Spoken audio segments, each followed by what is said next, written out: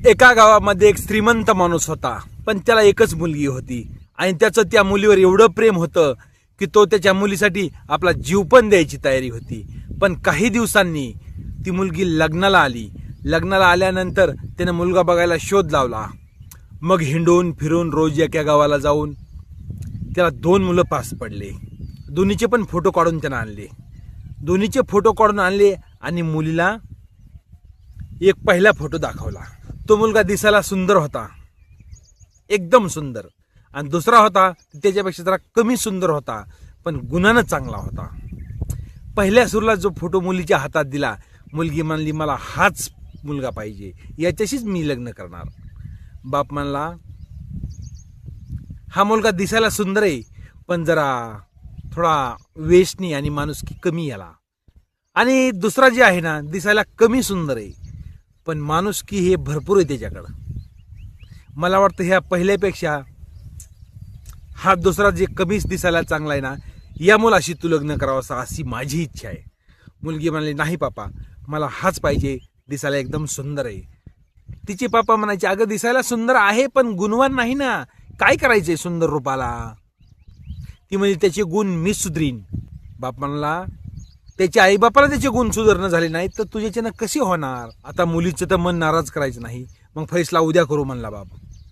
मग बाप एका जंगलात साधू बाबा होते, त्या साधू बाबाकडे गेले आणि म्हणाले मी 2 फोटो आणलेत. एक मुलगा दिसायला चांगला आहे आणि दुसरा जरा कमी चांगला दिसायला पण गुणवान आहे.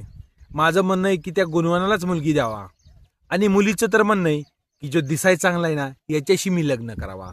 मग बाबा म्हणाले दुसऱ्या दिवशी तुम्ही उद्याच्याला मुलीला घेऊन या, पण येताना कसं या, एक सोन्याचा हंडा डोक्यावर घेऊन या आणि त्यामध्ये मला पाणी आणा. आता बाप मुलीसाठी काय पण करायला तयार. त्यानं सोन्याचा हंडा घरातला घेतला, त्यात पाणी भरलं आणि निघाला मुलीला घेऊन. पण ते आश्रम लय लांब होतं, डोंगर चढायचे उतरायचे, उन्हाळ्याचे दिवस होते. येता येता एवढे परेशान झाले की त्या हंड्यातलं पाणी सुद्धा गरम झालं. मग बापानं कसं तरी दम काढला, पण मुलीला तहाने वाचून दम काही निघेना. बापांना पिह्यातलं थोडं पाणी, तिने तोंडला पाणी लावलं की तिला पोळालं.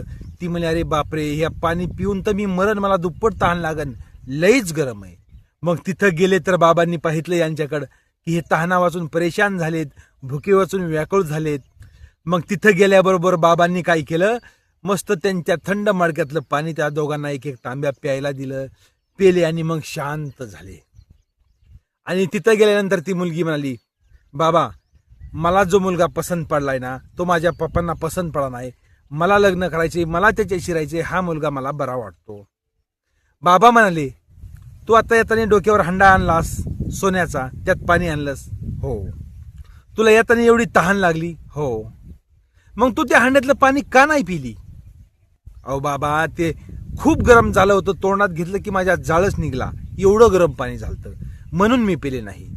मग तुझी तहान कशानं भागवली, मडक्यातल्या पाण्यानं.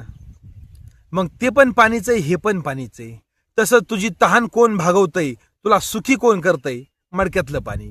सोन्याच्या हंड्याच्या पाण्यानं तर तुझी तहान नाही ना भागली, नाही. अखेर शेवटी कशानं भागली, मडक्यातल्या पाण्यानं.